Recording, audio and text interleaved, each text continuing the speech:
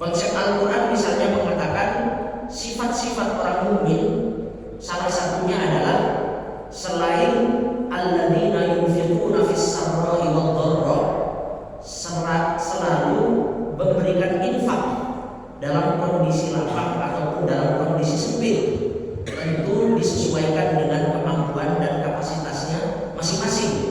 Dalam kondisi lapang maka bisa berinfak dengan jumlah yang lebih besar daripada dalam kondisi sempit, tetapi dua-duanya kondisi apapun yang dialami tetap memiliki karakter, memiliki sifat yunfiqun, ingin memberikan nafkah, berkontribusi sedikit apapun kontribusinya.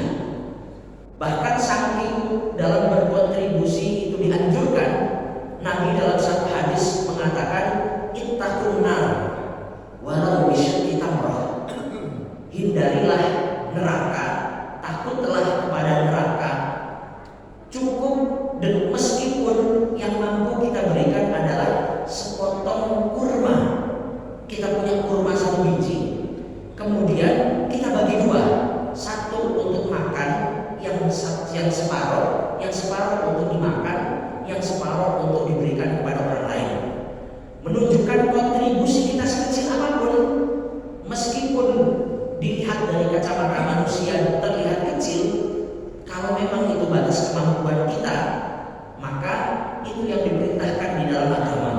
Ittaqun nar walau bisyaqi tamrah. Apa fungsi sepotong dari kurma yang kita berikan kepada orang? Mungkin tidak menutup rasa lapar yang dia miliki, tetapi setidaknya dengan kita memberi menunjukkan kita ingin memiliki kontribusi dalam memberi. Kemudian di sifat yang lain, sifat-sifat orang muttaqin, wal kadhimin al ghaib, orang yang bisa menahan emosi. Kita bisa pasangan suami istri bisa terlihat mesra sampai bertahan puluhan tahun, itu tidak lain karena memiliki sifat, salah satunya adalah kadhimin al ghaib, mampu menahan dan meredam emosi. Emosi ada, kesalahan-kesalahan ada yang terjadi dalam tingkah laku setiap hari, baik antara hubungan suami dan istri, anak dan orang tua, antara saudara, antara murid dan guru, antara rekan kerja, dan seterusnya. Wal kadhimin al ghaib, meski kalau wal kadhimin al ghaib marahnya ada, emosinya ada di dalam hati, tapi tidak diekspresikan dalam bentuk ucapan ataupun tindakan, diimpet di dalam hati, tapi masih marah. Wal kadhimin al ghaib. Tingkatan kedua, wal 'afina 'anil nas. Nah, ini sudah mulai memaafkan kesalahan orang. Orang lain berbuat salah, kita mungkin emosi, tetapi emosi itu kita hilangkan, kita maafkan, maka masuk ke tingkatan kedua, wal 'afina 'anil nas. Baru yang ketiga, wallahu yuhibbul muhsinin. Dan ini tingkatan yang paling tinggi, yaitu Allah mencintai orang-orang yang berbuat baik. Berbuat baik bukan berbuat baik kepada orang yang berbuat baik pula kepada kita. Itu namanya balas budi, bukan perbuatan baik. Maka muhsinin adalah antuhsina ila man asaa ilaik. Kita berbuat baik kepada orang yang berbuat jahat, yang melukai, dan itu yang dipraktekkan oleh Nabi besar Muhammad Sallallahu Alaihi Wasallam, khususnya dalam peristiwa sebelum terjadinya Isra Mi'raj. Bagaimana Nabi hijrah ke Habasyah, Nabi hijrah ke Taif. Taif dari Mekah itu perjalanan 100 kilo dari Bakahuni menuju Natal, jalan kaki terjal. Umur Nabi saat itu kurang lebih 50 tahun. 50 tahun jalan kaki 100 kilo, tujuannya cuma satu, ingin menyampaikan supaya rakyat masyarakat beriman kepada Allah dan Rasulnya. Rumah ke rumah, tokoh masyarakat ke tokoh masyarakat, satu persatu didatangi oleh Nabi. Cuma berdua datang dari Mekah ke Taif, ditolak dari rumah ke rumah. Bukan hanya penolakan secara verbal, bukan hanya penolakan secara lisan, tetapi penolakan itu berujung kepada lemparan batu, lemparan kayu, dan pelepah kurma. Nabi kakinya berdarah. Zaid bin Harithah yang mengawal Nabi juga berdarah-darah. Kemudian di situ Nabi berdoa, Allahumma ilaika ashku dha'fa quwwati wa qillata hilati wa hawani 'alan nas. Ya Allah, saya mengadu kepadamu tentang 3 hal. Saya itu lemah, tidak memiliki kekuatan yang besar. Kemudian qillata hilati, saya tidak memiliki banyak cara. Sudah dicoba berbagai macam cara, tetap ditolak. Wa hawani 'alan nas, saya dianggap hina, dianggap remeh oleh masyarakat. Ketika pasca Abu Thalib wafat, maka Nabi dianggap tidak lagi ada yang melindungi dari tokoh masyarakat, sehingga dianggap hina dan remeh, baik oleh orang-orang Mekah saat itu ataupun oleh orang-orang di Taif. Di akhir hadis, di akhir doa itu Nabi kemudian mengatakan, illam yakun bika alayya ghadabun fala ubali. Saya mau dikirim kemana saja, mau dikirim ke musuh, kembali ke Quraisy, di sana akan dicaci, dicerca, direndahkan, atau dikirim ke tempat yang lebih jauh dari Taif, kemudian dilempari lagi, dihina lagi. Illam yakun bika alayya ghadabun fala ubali. Selagi engkau tidak marah, maka saya tidak peduli. Maka kalau kita lihat sejarah, ini satu-satunya Nabi ngadu sama Allah. Sekali ini saja.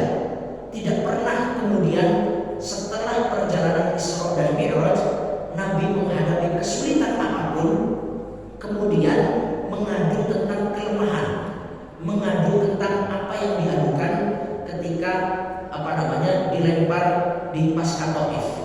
Maka satu ketika Nabi duduk, kemudian ditanya oleh Sayyidah Aisyah, dari perjalanan dakwahmu, mana yang paling menyakitkan Rasulullah? Yang Nabi sebut perjalanan paling menyakitkan adalah Taif.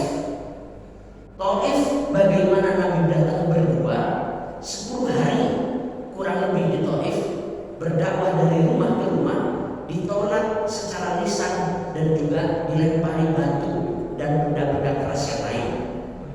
Terjadilah perjalanan Isra wal Mi'raj.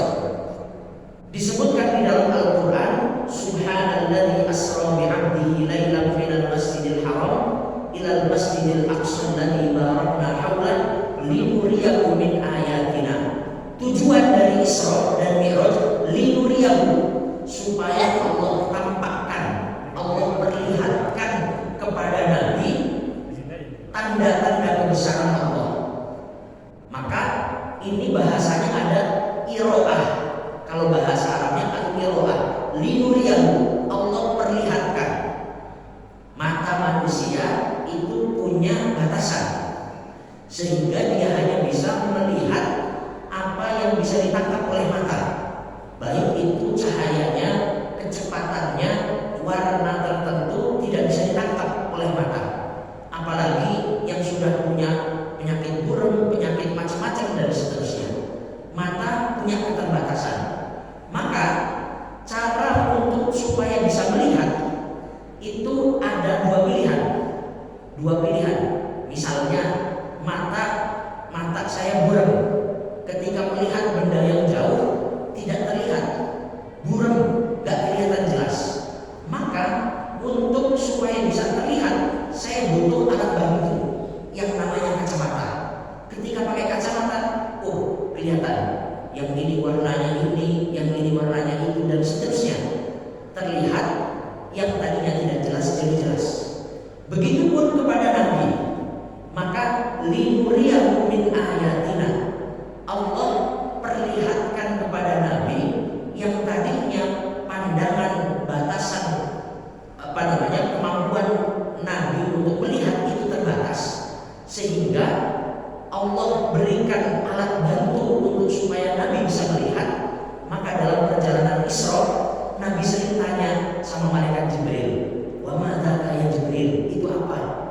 Oh ini adalah tempat ini. Oh kalau itu apa? Kalau itu apa? Dan seterusnya.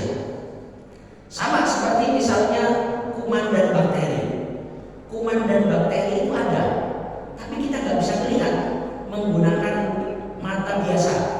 Sehingga ada ulama, ada cendekiawan yang membuat alat supaya kita bisa melihat ada kuman, ada bakteri, ada virus. Orang yang membuat alat itu tidak menciptakan virus. Virus sudah ada sejak dulu. Cuma dia menemukan alat yang memperbesar supaya virus yang tadinya kecil tidak kelihatan, kuman yang tadinya kecil tidak kelihatan oleh mata, pakai alat bantu menjadi terlihat. Sehingga itu menggambarkan kepada kita linuriyahu min ayatina.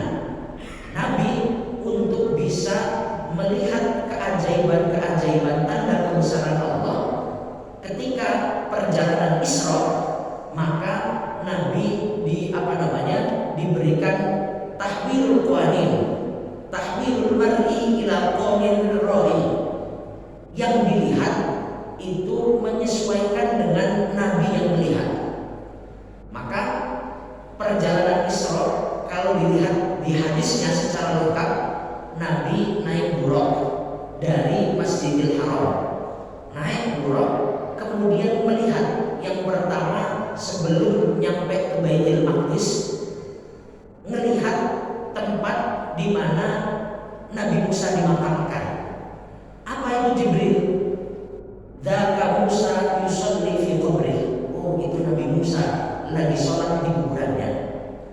Kemudian Nabi Muhammad juga melihat makamnya Masyitah, tukang sisirnya Fir'aun, namanya Masyitah, beriman kepada Allah padahal dia tukang sisir putrinya Fir'aun. Pas lagi nyisir putrinya Fir'aun, sisirnya jatuh. Dia ngomong, Ta'isa Fir'aun, celaka Fir'aun. Putrinya dengar. Kemudian Masyitah mengucapkan Bismillahirrahmanirrahim, dengan nama Allah yang Maha Rahman dan Rahim. Putrinya, kamu punya Tuhan selain bapak saya? Tuhan saya, Tuhan bapak kamu adalah Allah. Diadukan kepada Fir'aun. Akhirnya satu keluarga, Fir'aun rebus minyak sepanas-panasnya, satu-satu, suaminya, anaknya yang paling besar, anaknya yang kedua, anaknya yang ketiga, terakhir anaknya yang masih bayi. Pas anaknya yang masih bayi mau dimasukkan, hati Masyitah tergetar. Mungkin kalau yang sudah tua itu bisa tidak terlalu kasih sayangnya tidak terlalu besar. Tapi untuk yang kecil ini, jangan sampai dicemplungin juga. Akhirnya bayinya berbicara. Qai wala taqasi ya ummah. Nyemplung aja, Bu. Jangan ragu-ragu. Makanya ini termasuk anak bayi yang diizinkan Allah bisa ngomong. Ada beberapa. Salah satunya adalah anaknya Masyitah, yang kedua anaknya Nabi Isa. Kemudian yang ketiga dalam kisah Jurej itu seorang ahli ibadah di Bani Israel dituduh berzina. Akhirnya anak yang lahir berbicara, saya bukan anaknya ini. Kemudian yang keempat, saksi bagi Nabi Yusuf, wa syahida syahidun min ahliha, yang menjadi saksi dalam kejadian Nabi Yusuf itu anak bayi yang mengatakan in kana qamisuhu qudda min qubulin fasadaqat wa huwa minal kadhibin. Kalau robeknya di depan, yang benar yang perempuan. Kalau robeknya di belakang, yang benar yang laki-laki. Itu kurang lebih ada beberapa. Kemudian masuk dua-duanya terbakar habis. Ini harum tempat di mana Masyitah dikuburkan. Harum karena keimanan yang tetap dijaga. Kemudian sebelum sampai ke Baitul Maqdis juga melihat Nabi Isa, tempat tempat di mana Nabi Isa dilahirkan di Bethlehem atau di dekat di dekat dengan Baitul Maqdis. Di setiap tempat itu Nabi oleh malaikat Jibril suruh sholat sunnah 2 rakaat di setiap tempat yang disebutkan tadi. Di tempat Nabi Musa, di tempatnya Masyidah, di tempat lahirnya Nabi Isa, pada akhirnya sampai ke Baitul Maqdis pun sholat bersama para nabi. Tentu dengan syariat sholat yang ada sebelumnya. Syariat sholat yang ada sebelum sholat 5 waktu Allah wajibkan. Kemudian Nabi dari Baitul Maqdis Uruj Mi'raj. Yang jadi pertanyaan, kenapa peristiwa Isra dan Mi'raj harus terjadi dua peristiwa? Ada Isra dan juga ada Mi'raj. Isra itu perjalanan di bumi, sedangkan Mi'raj perjalanan ke atas langit. Syekh Mutawalli Sya'rawi menjelaskan di dalam kitabnya, kenapa harus ada Isra? Karena peristiwa Isra itu perjalanan bumi. Perjalanan bumi bisa dibuktikan Nabi benar atau tidak, Nabi jujur atau tidak. Sehingga maka respon dari orang-orang Quraisy ketika Nabi mengabarkan saya semalam habis Isra Mi'raj, yang mereka tanya adalah peristiwa Isra-nya saja. Karena itu yang bisa dibuktikan. Kalau kamu memang datang ke Masjidil Haram, ke Baitul Maqdis, pintunya berapa, jendelanya berapa, ininya berapa, dan mereka yakin Nabi belum pernah ke sana. Sehingga ditanya secara detail. Bukan hanya ditanya secara detail, juga pertanyaan yang kedua, kalau memang kamu ke Baitul Maqdis, kami punya rombongan dagang yang pulang dari Baitul Maqdis menuju ke Mekah. Kami nggak tahu mereka sudah sampai mana. Kalau kamu benar-benar melakukan perjalanan, maka kelihatan dong dari atas mereka sudah sampai titik mana. Kalau sudah sampai mana, kamu bisa perkirakan kapan datang ke Mekah, kapan sampai ke Mekah. Ini supaya membuktikan apa? Jangan-jangan sifat Baitul Maqdis yang Nabi ketahui ada yang ngajarin, dikasih tahu sama orang. Jangan-jangan ada yang ngasih tahu sama Nabi, meski Nabi belum ke sana, disifatin. Oh, Baitul Maqdis itu pintunya sekian, warnanya ini, jendelanya sekian. Maka untuk menafikan kemungkinan itu, pertanyaan kedua adalah kejadian yang live, yang sedang terjadi. Gak mungkin kalau seperti ini hasil dari cerita. Akhirnya kata Nabi, oh iya, saya bertemu dengan mereka. Bahkan kata Nabi, diriwayatkan dalam hadis, saya turun ikut minum dari wadah yang gak ketutup, terus saya tutupin. Mereka sudah sampai di tempat ini.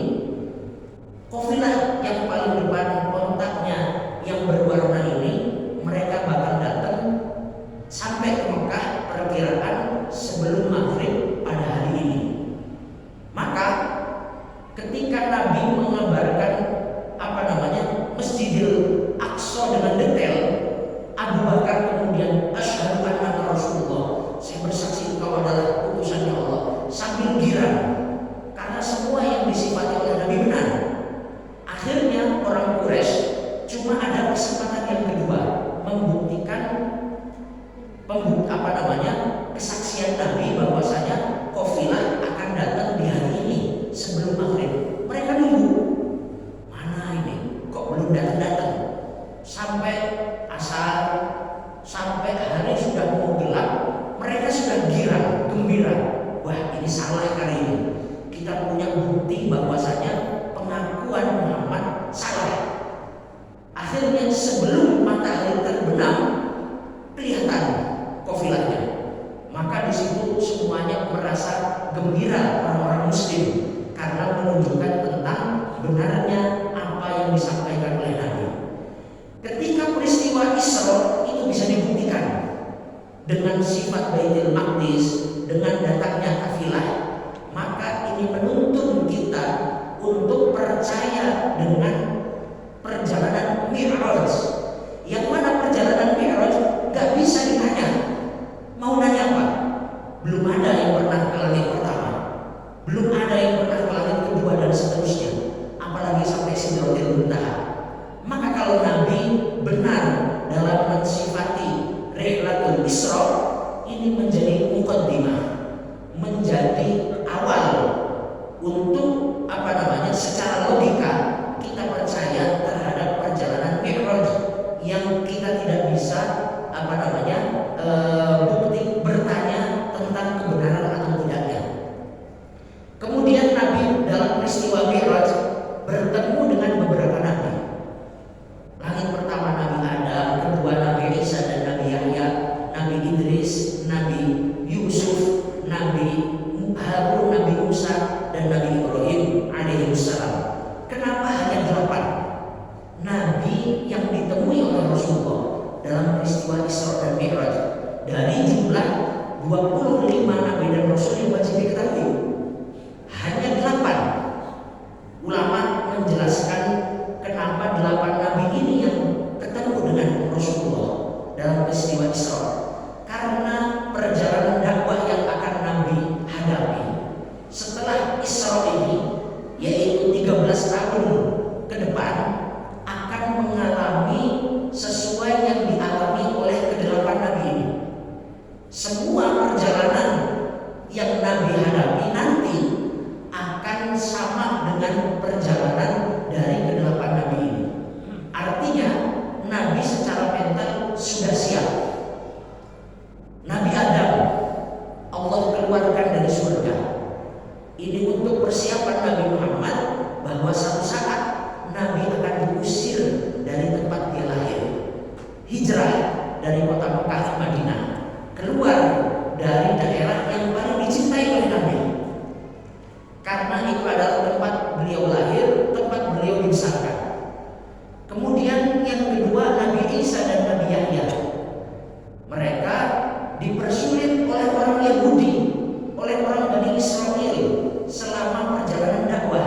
Begitu pula dengan Rasulullah ketika berdakwah di Madinah, maka yang menjadi pemicu, mempersulit, menjaga, menjegal Nabi untuk berdakwah itu Bani Israel, orang-orang Yahudi yang tinggal di sekitar Madinah. Sampai puncaknya perang Ahzab misalnya. Perang Ahzab itu orang Yahudi, Ahzab itu namanya kumpulan koalisi, bukan hanya dari satu suku. Koalisinya ini kalau bahasa kita sekarang koalisi gemuk, dari berbagai macam, bukan partai, dari berbagai macam golongan yang tidak memiliki satu misi. Misinya beda-beda. Orang Yahudi datang ke orang-orang musyrik Mekah, ayo kita perangi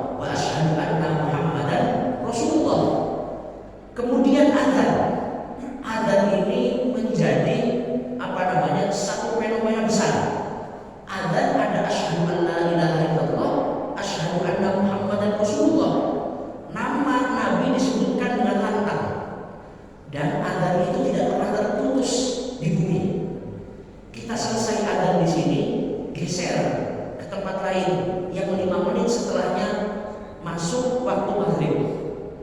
Di sana selesai ke Palembang misalnya, di sana selesai ke atasnya lagi, yang mana waktu maghribnya 5 menit setelahnya. Kalau kita estimasikan azan itu selesai dalam 5 menit, maka terus menerus azan itu berkumandang, karena waktu yang ada di bumi itu semuanya nggak sama. Di sini kita malam, di di Timur Tengah itu beda 5 jam, beda 5 sampai 4 jam, masih siang di sana. Di Amerika pagi, sehingga azan itu muter, tidak terputus. Di satu tempat selesai, di tempat lain bermulai. Kemudian di langit setelahnya Nabi Yusuf. Persamaan Nabi Muhammad dengan Nabi Yusuf. Nabi Yusuf itu yang merecoki saudaranya sendiri. Dari kecil dimasukin ke dalam sumur, dijual ke orang asing dengan harga murah. Begitu juga dengan Nabi Muhammad, direcoki sama keluarganya sendiri, pamannya, oleh sukunya, yaitu suku Quraisy yang masih memiliki hubungan nasab dengan Nabi. Dari mulai Abu Jahal, Abu Lahab, dan abu-abu yang lain, itu semuanya kepada Nabi memiliki hubungan nasab meski agak jauh, kecuali Abu Lahab yang pamannya sendiri. Sehingga dan sikap Nabi sama seperti sikapnya Nabi Yusuf. Nabi Yusuf dikucilkan sama saudara sendiri. Kemudian Nabi Yusuf jadi Menteri Keuangan dan Sumber Daya Alam. Ij'alni ala khazainil ardh, kata Nabi Yusuf, jadikan saya orang yang mengelola kekayaan Mesir. Kekayaan Mesir berarti Menteri Sumber Daya Alam. Tidak usah disebutkan namanya. Menteri Sumber Daya Alam. Kemudian juga Menteri Keuangan, mengelola keuangan dan pangan. Itu Nabi Yusuf. Kemudian saudaranya datang ketika sudah tua, sudah besar. Nabi Yusuf sudah menjadi menteri, sudah menjadi punya kedudukan. Datang mereka ngomong, minta maaf ya atas kesalahan kami dulu waktu kamu kecil, dianggap sudah mati, dilaporkan kepada bapaknya, dengan dalih dimakan oleh serigala. Nabi Yusuf balasnya dengan idhabu fa'antum tulaqa, pergi, kalian bebas, kalian saya maafkan, tidak, saya nggak punya dendam. Nabi Muhammad dikucilkan, diusir dari tempat lahir, dipersekusi, beberapa sahabatnya dibunuh, dituduh macam-macam. Satu saat terjadilah Fathu Makkah. Mekah ditaklukkan oleh Nabi tanpa pertumpahan darah. Tahun 7 Hijriah, Nabi bersama rombongan para sahabat menaklukkan kota Mekah, tunduk Mekah dan isinya kepada Rasulullah. Kemudian dalam kondisi seperti itu, orang yang tadinya musuhi Nabi semuanya datang menghadap Nabi, tanya kira-kira saya akan apakan kalian? Ma'an nifa'ilun bikum, kira-kira kalian akan saya apakan? Mereka hanya menjawab, akhun karim wa ibnu akhin karim, engkau adalah orang mulia, anaknya orang mulia. Akhirnya kata Nabi, idhabu fa'antum tulaqa, pergi, kalian bebas, tidak saya hukum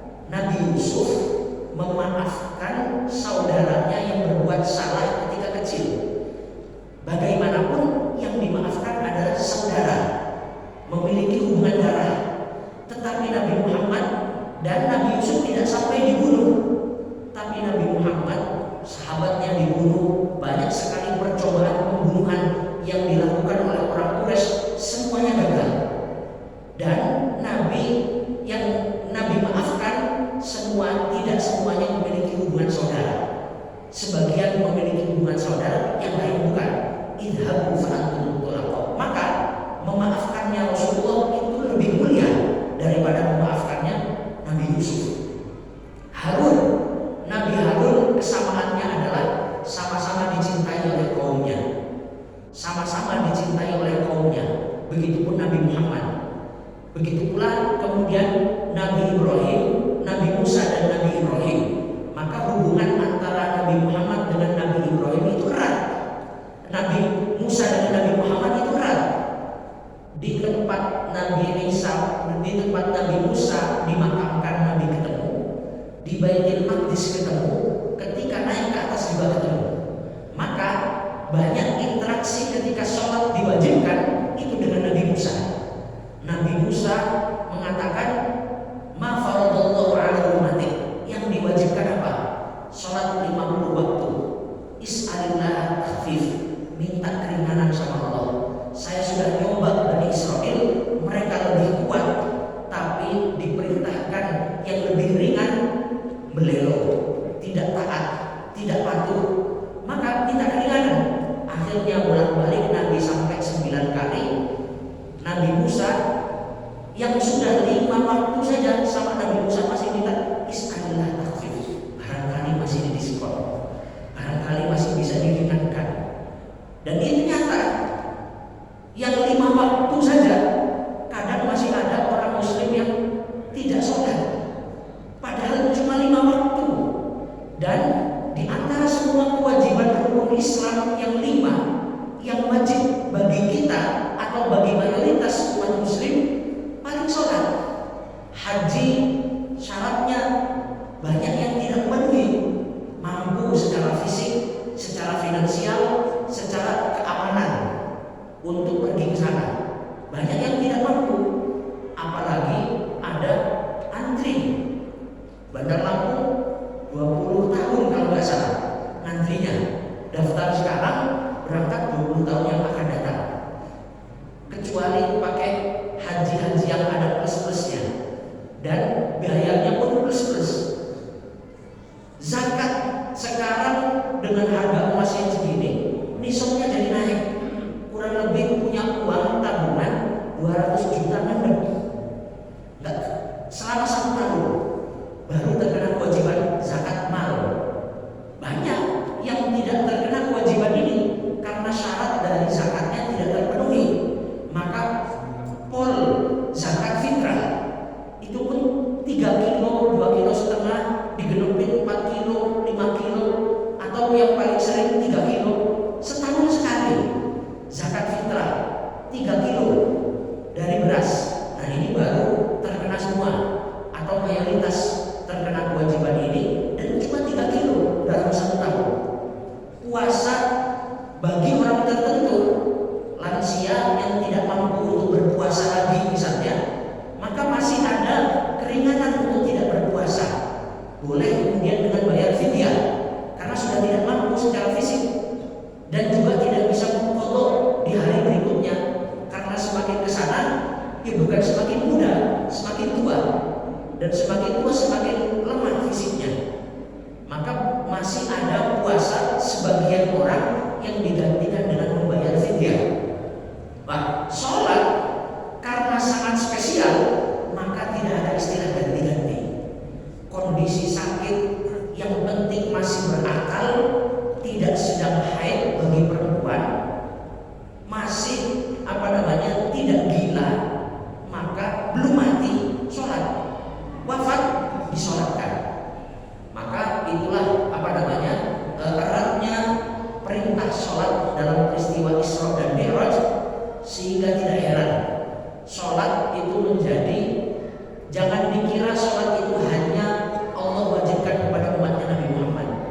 Nabi-nabi sebelumnya juga sholat. Wa awsani bis sholati waz zakati ma dumtu hayya. Itu Nabi Isa yang mengatakan, Allah mewasiatkan kepada saya sholat dan zakat. Meski tata caranya berbeda, rakaatnya mungkin berbeda, waktunya berbeda. Nabi Ibrahim ketika baru punya anak dua, Ismail dan Ishak, di usia lanjut berdoa, Rabbi ja'alni muqimas sholati wa min dzurriyyati Rabbana wa taqabbal du'a. Ya Allah, jadikanlah saya dan anak keturunan saya orang-orang yang mendirikan sholat. Kalau Nabi Ibrahim sudah usia lansia,